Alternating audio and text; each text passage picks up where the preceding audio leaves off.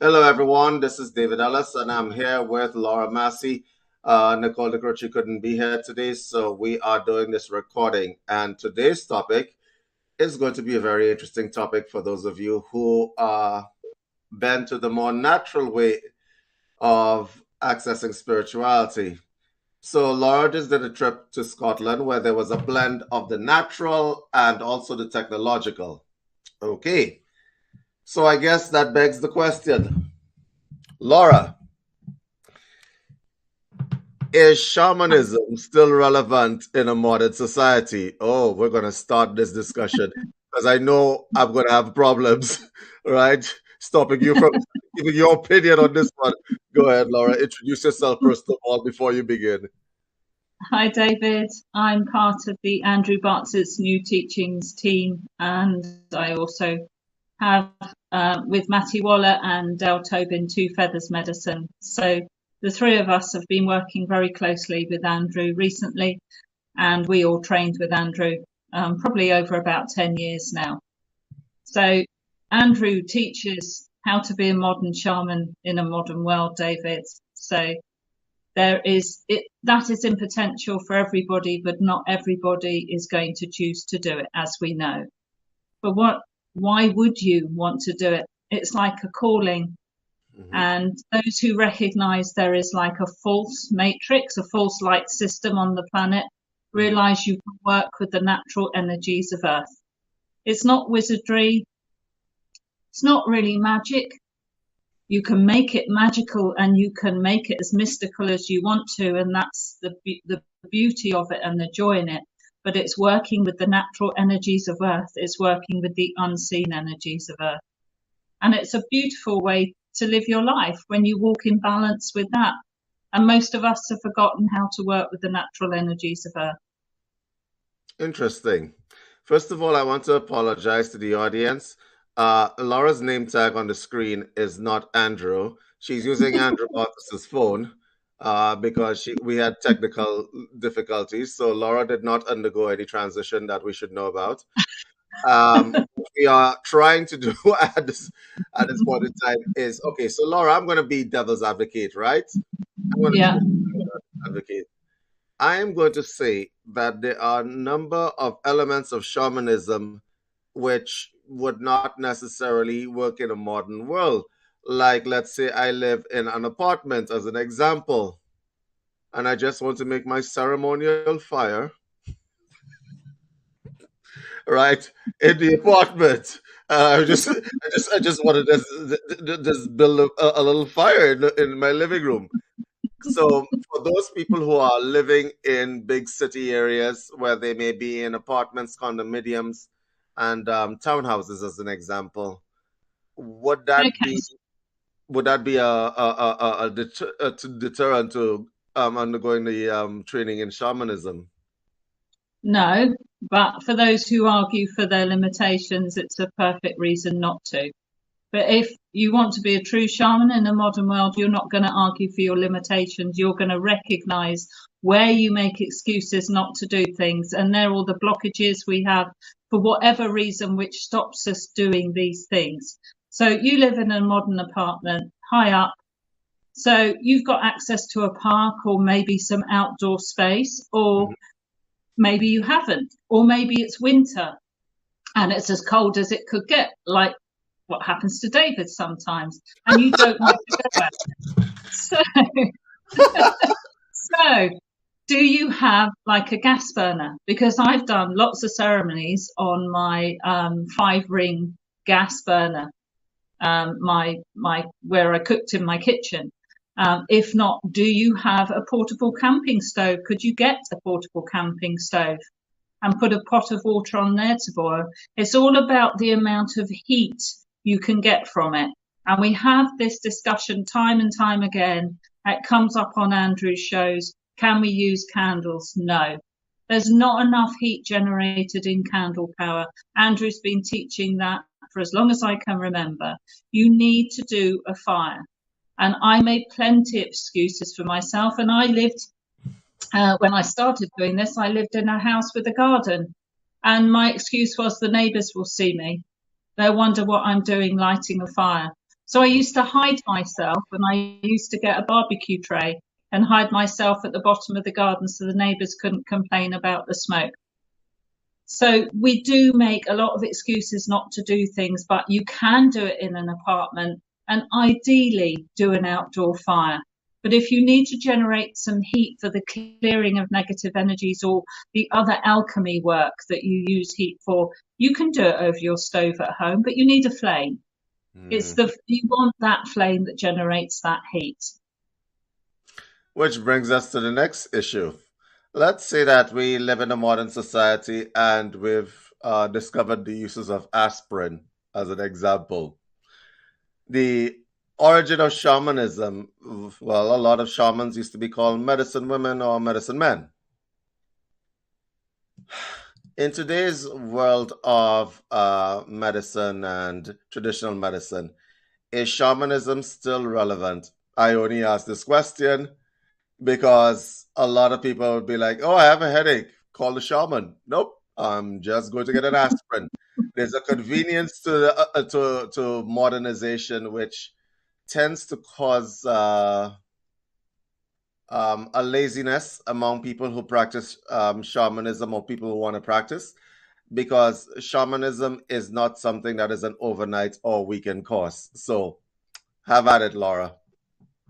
No, it's not an overnight thing. It's a learning and something it's in your DNA really that you want to do. But anyway, yes, modern medicine, so much of it comes from the natural world anyway. I actually believe in a combination of both. I'm not going to go that, no disrespect to light workers because I've been there myself, but I'm not going to go down the zealot light worker route of saying, don't take a paracetamol or aspirin when you've got a headache, because the most important thing really is to be pain free. But if you want to take maybe something you could do in shamanism, this isn't necessarily shamanism, but use some of the natural ways of relieving pain, like craniosacral therapy. If you're getting regular headaches, have some craniosacral therapy, or buy a still point inducer, which you can get on Amazon. Actually, don't pay Amazon prices because that's too expensive for still point. You should be able to find them from Upledger a bit cheaper. Or put 2 tennis balls in a sock and tie a knot and put those behind your occipital bone at the back to relieve some of the pressure. More often than not, you can really help headaches and migraines just by doing something really natural and simple, and you don't have to go to the doctor. But I'm not saying don't go to the doctor if you feel ill. That's the other thing that gets confusing in all this, David, is we get the zealots who won't ever go to the doctor and want to self-heal. You're talking about being a modern shaman in a modern world. That's what you do, folks. You use both. You use modern medicine. Modern medicine is keeping me alive. So you use modern medicine combined with your shamanic techniques. You don't lose sight of either. That's the balance you have to walk in the modern world. Good, not a problem. The next question, because you know I got lots of questions, right? You hitched upon a point there a little earlier on. You were afraid that the neighbors will see you. There are practices that are in shamanism which are, how does one put this? A bit more public than people would like. We have a bunch of people who are spiritually in the closet, okay? I just did a show last week with a lady who worked in corporate, and she was in the closet for quite a while. And shamanism is one of the more, well, outdoorsy kind of spiritual practices. So if you wanted to practice outside, what is your advice for people who want to connect with nature? Like, I know that where I lived, when I lived in a big city, going outside with your shoes off and standing in the grass was something that will lose you some friends real quick. So, advice, Laura. Well, let's try again dispel that barefoot hippie image that I went through as well.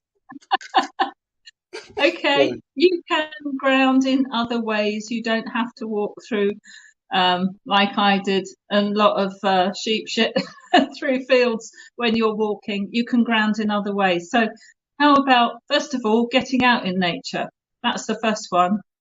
Getting out in nature and having a walk and just listening to the trees talk to you, listen to the wind talk to you. You know, air, spirit. That's your first of the elements, maybe to connect to when you go to out for a walk. So you're connecting to the earth. You're connecting to the 4 elements here. You're connecting to the fire of the sun. That's the fire element. You're connecting to earth. You're connecting to the wind. And you're connecting to water, because water is in everything, even if you're not by a stream. So don't think that you lose connection either when you go indoors, but it's enhanced when you go outdoors. Now, what I found over the years is I had to work on losing those projections, which gave somebody else's view of what I was doing greater input into me than my own view of what I was doing. And I've lost that. So now I can carry my drum, my flute. Many of you would have seen the videos I do with a friend. We'll go into a public park or somewhere and play the flute and beat the drums. And, you know, most times people love it. They're really interested in what you're doing. They like that. So I go out and talk to the wind. I mean, it's considered, of course, you know, you're crazy if you talk to yourself, which of course it isn't at all, because you can have some very good conversations with spirit and with your inner self too. I mean, that's, you know, but just go out there and do something that connects you with nature. That's the first step. And so many of the people out there who've started off on the shamanism route do just what I used to do. They collect a feather, they collect a stone, they collect something from somewhere they've been, like a sacred site, that connects them to that space. Now, that's not difficult to do. Nobody's going to comment on you picking up something from a sacred site,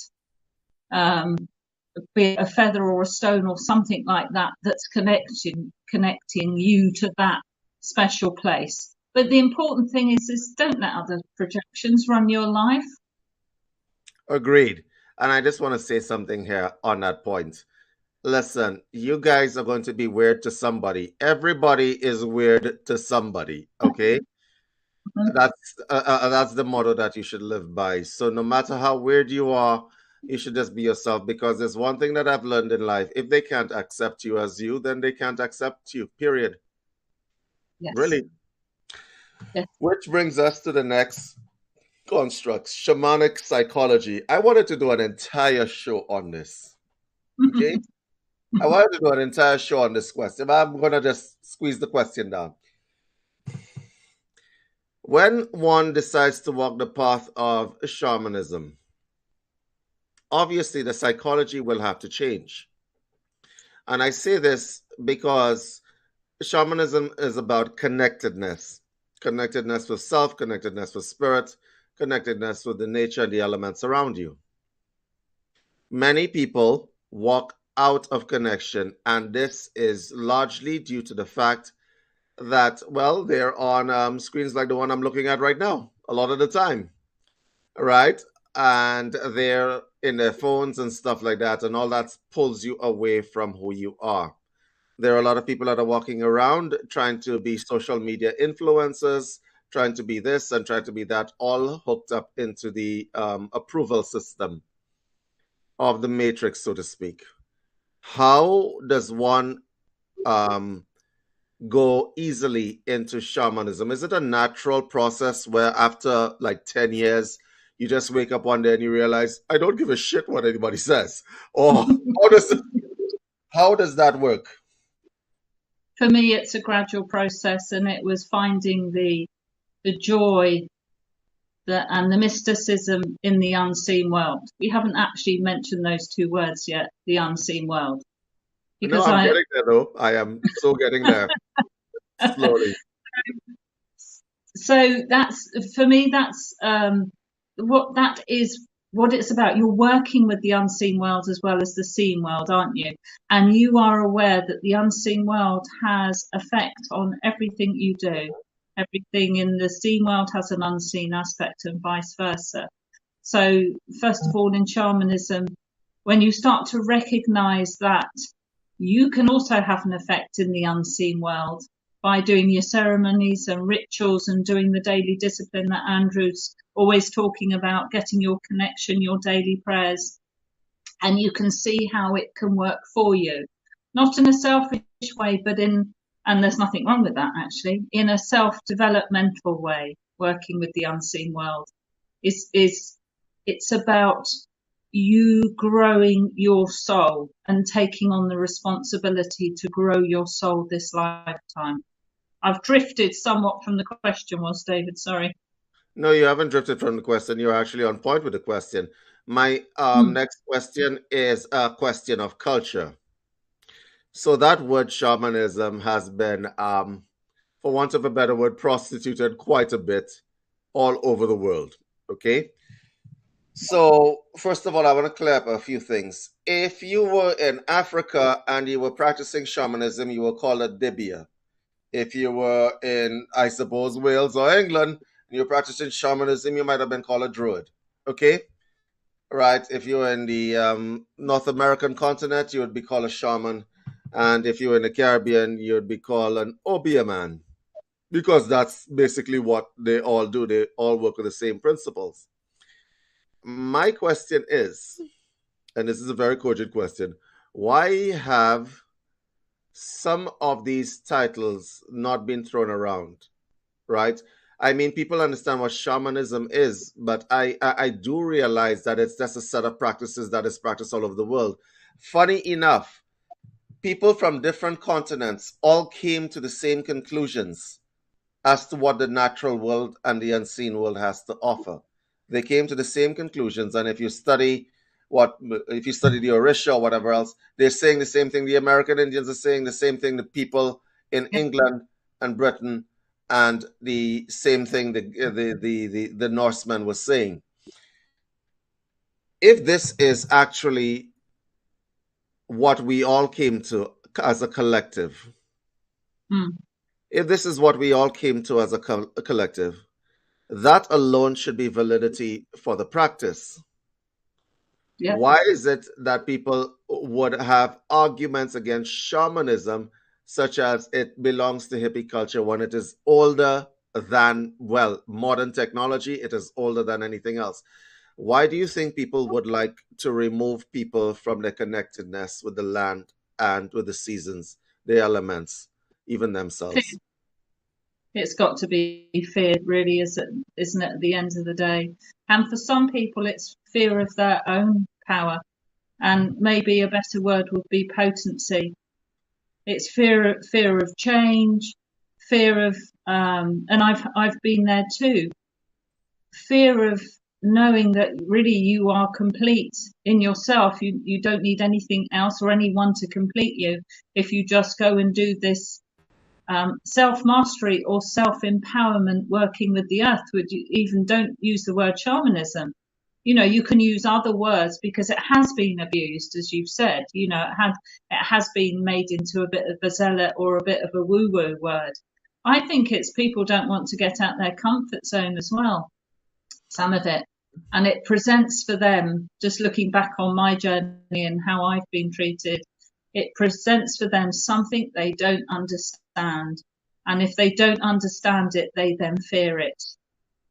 And some people, let's face it, some people just aren't ready for it this lifetime either. But, there's those of us who are and have sort of come to sort of say to people, look, there's nothing really weird about this. It might appear weird at times, but there isn't. It's the most natural thing to work with the earth's natural energies. It's the most natural thing to have an unseen world. Okay. There's nothing odd about that. So I think fair. So the emphasis on the natural world, that started back in Neanderthal times. Cro-Magnon man practiced a version of shamanism. He absolutely did, right? That's why they painted on caves and stuff like that. In today's world, religion has been a very poor substitute for connecting with the natural world. But what I found when I did study religion and I did study theology is that what it tends to do is make people outsource their salvation Totally. Yeah. to some um, nondescript, vague being in the unseen world, which is where we're going with that. Some Yes. nondescript, so they do believe in an unseen world. They just took out the part where they have any power, right? So, Yes. as an example, Yes. if you are Christian, you're not even going to the unseen world directly. You're paying some guy to go to the unseen world on your behalf, right? If you're Catholic, sorry, you're paying some guy to go to the unseen world on your behalf. So your pastor or your church leader will pray for you, okay? So he will connect to the unseen world because he has the keys that you don't, right? All you got to do is just read the Bible. And what does the Bible tell you to do? Apparently, pray to God, right? But the pastor somehow has convinced you to, yeah, if you put some money in that thing and, yeah, I'll pray for you. And it's extortion at the highest level. What does Laura say to that? Well, religion has set itself up as the middleman for something that doesn't need to be a middleman.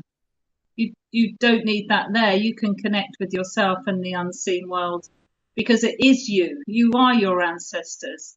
You don't need anybody to do that for you. It's all inside of you. And religion has come in and sort of said, no, we can do that for you. It's all outsourced. It's not within you. And the other thing with religion, there's certain sets of rules and so on, which has to agree with the way they do things. Whereas shamanism, you flow like the tides, the ebb and flow of the tides, everything. You're just working with the natural energies. You don't need a middleman to tell you how to work with the natural energies of life. It's actually kind of funny because everybody, if you talk to somebody who's into religion, and I do talk to these people quite often for amusement value a lot of the times. All right, right. I do talk to them. I ask them the same. Do you believe you have a soul? And they say, yes, I absolutely believe it. You see, that's the problem with the word believe. It leaves room for doubt. Doubt that could be erased if you undertake certain practices. Then you know, and then you don't believe. So I ask, if you believe you have a soul, what steps have you taken to prove that thing to yourself? Because it's always very telling at the point of death how people react. Because they're not sure. They may have been wrong. And they didn't take the time during their life to do that. What do you suppose is the underlying fear that people have of actually encountering the unseen world? I understand that the priests have told you that if you go try to find the unseen world, it's haram or whatever the case is, that's witchcraft.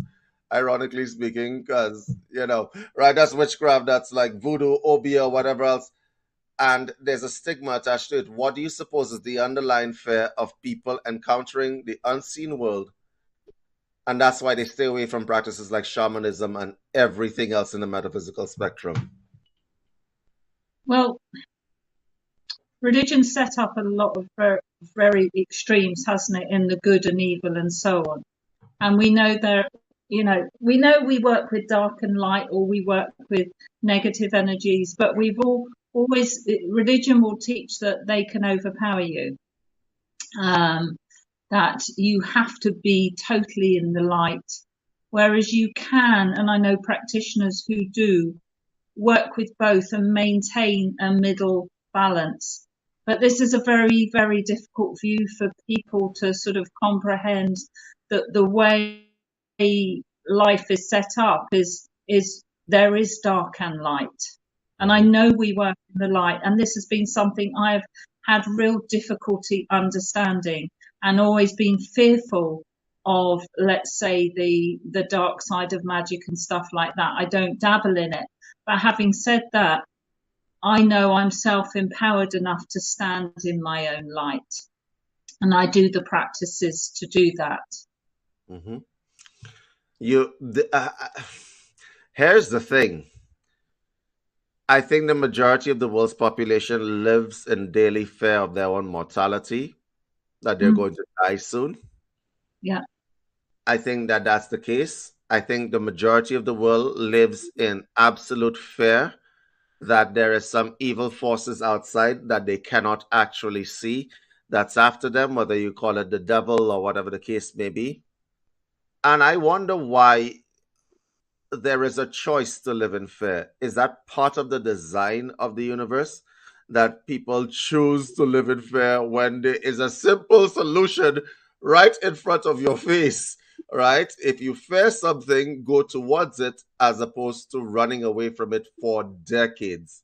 So, this part of human nature absolutely fascinates me.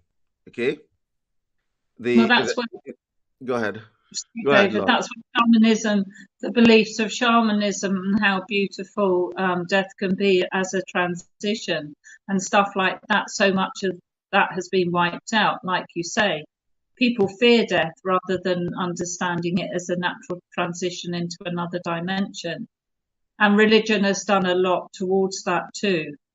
So it's yeah, it's also there's so much conditioning, isn't there, for over years and years on the television, what's handed down to us from our parents and so on, or all the natural storytelling, that comes from the ancient beings, that comes from the ancient shaman, talking about death in a very natural, non-fearful way.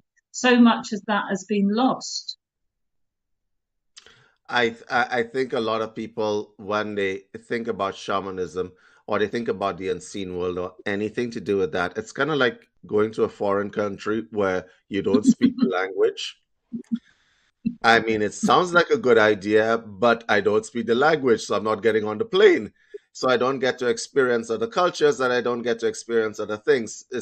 So the unseen world for them is like this kind of place where I'll get there one day, but I'm just going to stay within a. Is it? I think it's a comfort curve thing for a lot of people, and the Yeah, problem. and Go ahead. sorry, David, and there is there's sort of like there's the semi-glamour side of it as well, like um, with the psychics who talk to your dead auntie and or your grandmother and stuff like that. There's not a ghoulishness, but they're sort of interested. They want to know. There's a level at which they will go to, but they won't take it any further. Mm, yes, because they'll just pay somebody like the priest and outsource what they have on board to somebody else to get done. And I suppose there is good and bad parts to that. The good and bad parts to it are, um, well, it dumbs you down quite a bit. It stops you from actually pursuing your own development. The good parts of that is it dumbs you down quite a bit and it stops you from pursuing your own development. Because if you are a naturally cruel and evil person, pursuing that development might not end well for the rest of society. Which brings me to my next question. which brings me to my next question. There are dark shaman people out there. Yay or Yes, nay? yes, there are those practicing dark magic. It's not something I look at because Andrew's always saying what you look at looks back at you. Mhm. But yes, I'm sure I know there are and have been. Okay, I fail to see.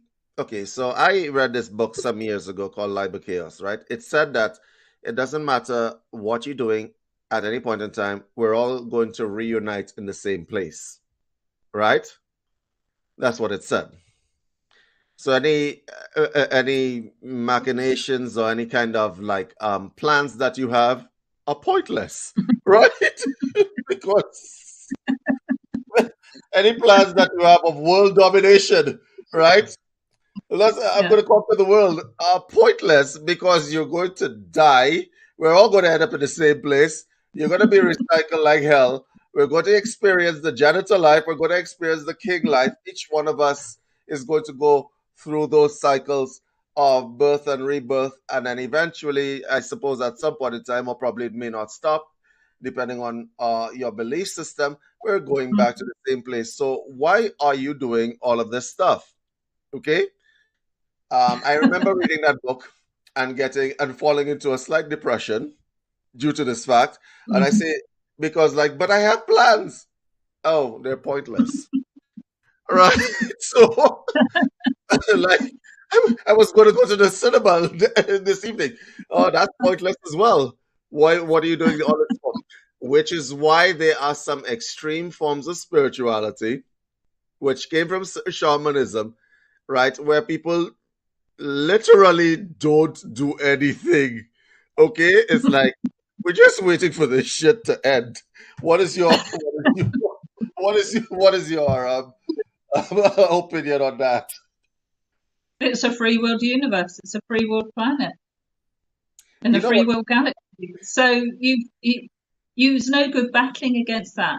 It doesn't mean you don't have boundaries. It doesn't mean to say you don't practice all the lovely good shamanism, if you like, with your good ancestors in this lifetime, because you're all going into the big melting pot at the end. No, it doesn't mean that, because it's so much of it is about building on other lifetimes to free yourself from the karma as well, and the understanding of that, the understanding of releasing of trauma for yourself and your previous and future generations and so on. And when you get into shamanism, you start to get a grasp of all that and realize that the work is not just for yourself, but other people doing the dark stuff and so on. It is a free world planet. So am I going to engage them? No, not unless they try and put a foot in my reality. And then I will engage it, because I like my reality to be full of unicorns and butterflies, and I don't. You just did a plug for all the hippie type people out there, you know, right? I know, fluffy kittens. No, I like my I like my reality to be something I am co-creating with the universe, or co-creating with great mystery and great spirit is how I work, because that's what works best for my self-development, my self-empowerment, and my soul's development. Because I've always said to you in private conversations, it's not just this lifetime, it's all the other lifetimes we're responsible for healing, so that we can all move forward to that fifth world of peace, which is one of the things that, you know, you're gonna, it's not, I don't want this to sound threatening, you don't have to do that to get there. You do have to hold a frequency of love to do that in part. So I have a comment to the question. For the people who are practicing the nothingness approach, Yeah. I just want to let them know that you planning to do nothing is a pointless plan on top of it, right? But you mentioned something there that is very interesting to a lot of people. The fifth world of peace. Describe, what does that mean? It sounds so hippie. I feel like rolling a joint right now. Tell me. So let's see how Andrew describes it. When all the timelines that contain our best potentials merge. Ah, understood. For humanity. Okay. What happens then? On the merging is then we're operating in the frequency of the fifth world of peace. But I'm a great believer that you can feel, well, this is very personal. I can feel some of that when I do my work now, because we're not static beings, are we? We're multidimensional. So we're moving between timelines. We're mixing with different people on different timelines. And I choose, I hope, in the unseen, that's my aim, and in the dream world and whatever, to find my soul family to co-create the energies of the fifth world of peace. Understood. Give me paint me a picture of what the fifth world of peace looks like, because I've read the Awake magazines and the Watchtower magazines. I see the covers. Paint me a picture of what that would actually look like. Okay, because you're expecting me to say children running hand in hand through long Lions, grasses in the sunset. a lions cuddling with their. I'm sorry. Like, I'm sorry. Yes, The reason why, the reason why I'm making this distinction is because there's a lot of people out there who yeah. who say these things, and they have no understanding of what that would actually practically mean. And so let's say they come from Christian backgrounds, and they've watched the Watchtower magazines and the Awake magazines, and they're picturing like lions running around with their right best buddies and stuff like that. So I wanted to give you the opportunity to give your side of that story. What's my fifth world of peace is what you're asking me. Are there unicorns in there? Well, not really. Okay. I No mean, unicorns. there are some good things. Of course, there's got to be everything that you want to co-create with the universal, with great mystery, great spirit, which is of benefit to humanity. Of course, that's got to be in there and elevates your soul or lifts your soul on this never-ending voyage, this never-ending self-mastery journey. How else would I describe the fifth world of peace? You see, it's so difficult because to me it's a frequency of peace, it's a frequency of joy, and it's a frequency of love. But you know that even in that, things come up at your boundaries, which aren't that. And it's being able to handle those in a sacred, neutral way. Okay. My next question, I suppose my next question is a practicality question. We've discussed disconnecting yourself from the approval system of the matrix, whether people want to approve you or not, whether people want to validate you or not. You will admit, however, that there are people who are on certain paths that take things over the top. So, as an example, if I wanted to practice shamanism and I wanted to get back to my real roots, and I go putting on a loincloth.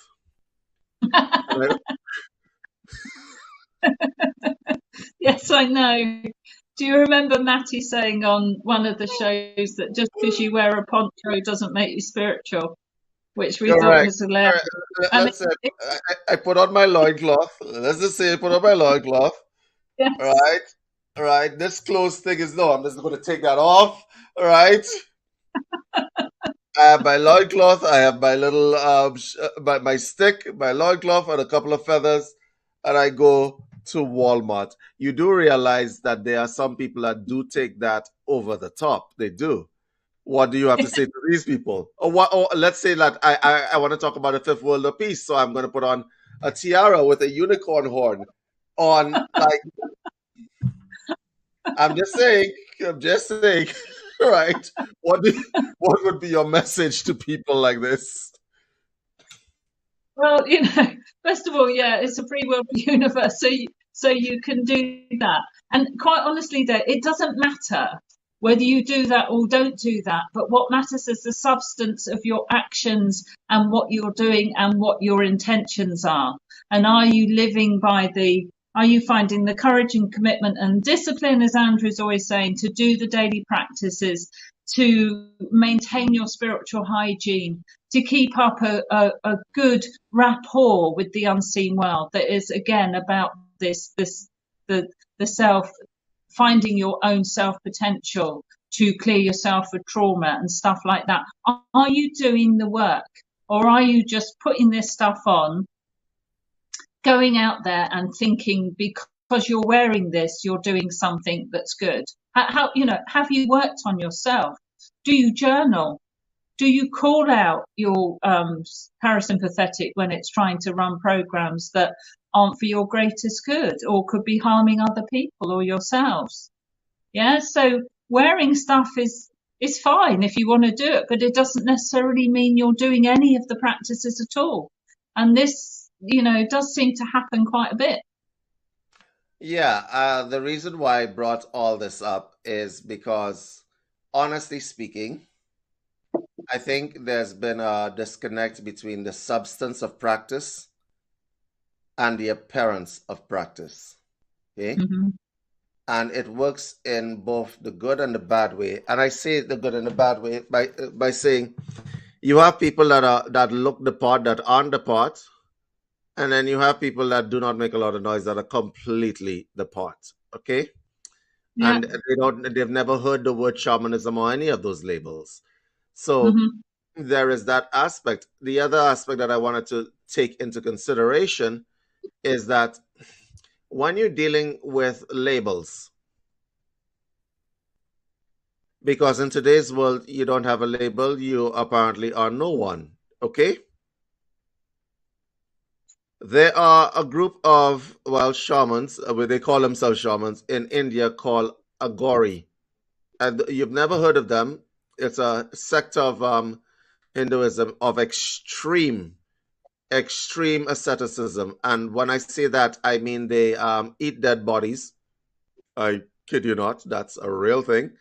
They eat dead bodies. They attend funeral pyres and so on, and they take the ashes of the dead and they smear it all over themselves. BBC actually did a documentary on them some time ago, and the reporter had to run away because he was so horrified by their practices.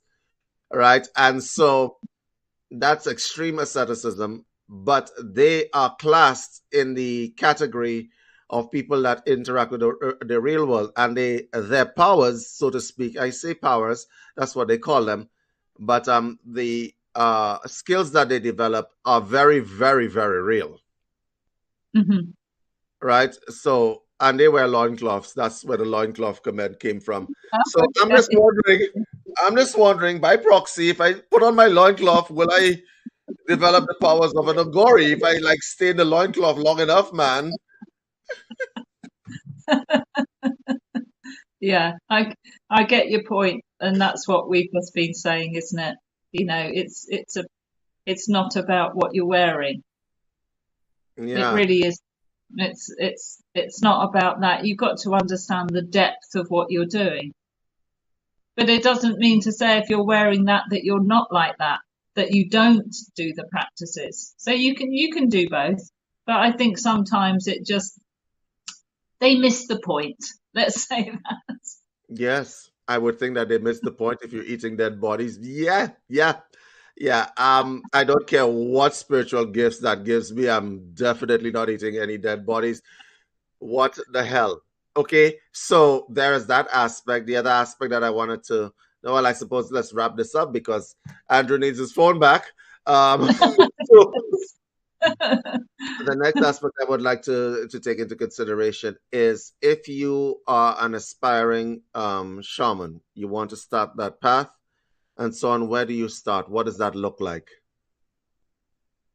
Well, just based on mine, go out in nature, connect yourself. You don't need that middleman. Just connect yourself to the elements. It always starts with the elements. Go and talk to the wind.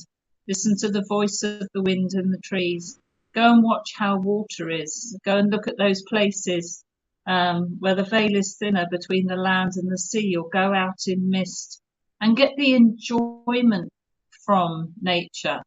Clear your mind and just try and work with all the natural elements. And then that's just a start. And then to carry on, then you have to do a lot of the self work, and that's releasing yourself of the trauma and the programs, and that's further down the line.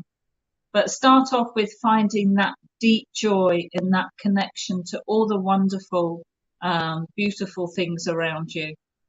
That is a really good way to start. And it gives you that mysticism as well. When you start, you know, your daily practice as well, your daily prayer practice, and then you start to co-create and you call in the winds and you work with the winds and you talk to the merfolk, you know, and you start to, maybe you hear something back or something comes to you in dream time, and that really inspires you on your journey. Find the inspiration, find that initial magic and find that joy. And if you've lost that on the path, go back and do that again and do Yeah. your daily prayer practice. And please practice shamanism responsibly. If you live in the North Pole, don't go out into a loincloth in December. When you're walking in the mist, please make sure you can see where you're walking. Don't walk next to cliffs. Right? These are the things that one must actually utilize. Common sense is always good with for everything else. I'm going to do the daily giveaway, and then we're going to come back to you to give um way of contacting you. So let me just switch to the next screen. Guys, Sure. today's giveaway is, well, a stay at home and make money course for people who are having difficult times, because I know that some of y'all are having difficult times. It is the state of the economy. So I'm giving y'all the way y'all make money at home in a course. So you all have 10 seconds to scan the code. Scanning in 10, 9, 8, 7, 6, 5, 4, 3, 2, and 1. I'm taking it down, guys. And back to Laura. Laura, I am going to give you the opportunity to give your contact. I'm going to also put it on screen. So go ahead, Laura. Thank you. You can find me at Laura Two Feathers with the number 2, Laura2feathers@gmail.com. If you want a private session, I'm an ancestral medium, so can connect you to your ancestors. Even though you can do that yourself, I can maybe inspire you to do that and take you to your ancestral fire, or anything else you'd like to touch base on as well. And also, if you're interested in our combined therapies UK tour that we're doing at the moment with Andrew, where we're doing a number of different healings with the Lucia light, with the PMMF mat, with craniosacral therapy. We've had some wonderful successes with these combined healings. So if you'd like to be involved in that, please just email me. Thank you, David. Thank you for having me on. No problem. And guys, I would highly suggest y'all contact Laura in any case, because she practices responsible shamanism. And I wear a poncho. David, I do wear a poncho. I'm sorry, I do. You wear a poncho? Really? Okay, all right. So she practices responsible shamanism. I love the earrings. Guys, I will see you guys next week. Take care, guys. Thanks, David.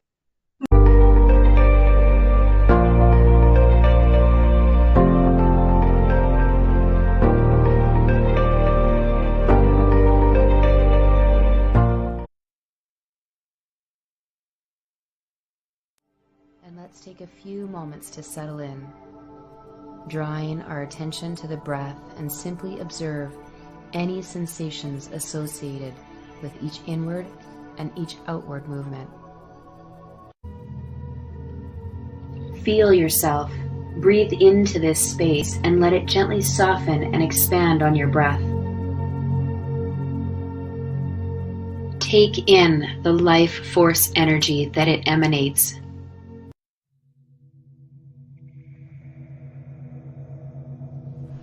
Ten-minute chakra balance guided meditation for positive energy. This is your time. If thoughts intrude, imagine they are colored balloons separate from you. Let them go, let them float away. You are present now.